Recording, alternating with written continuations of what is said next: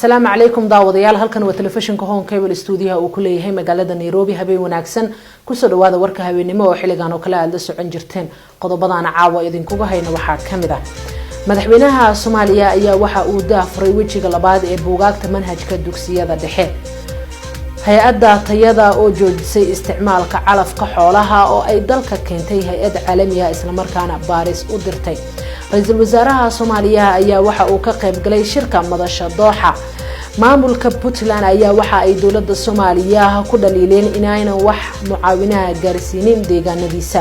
madaxweynihii hore ee wadanka Suudaan oo maxkamaday xukuntay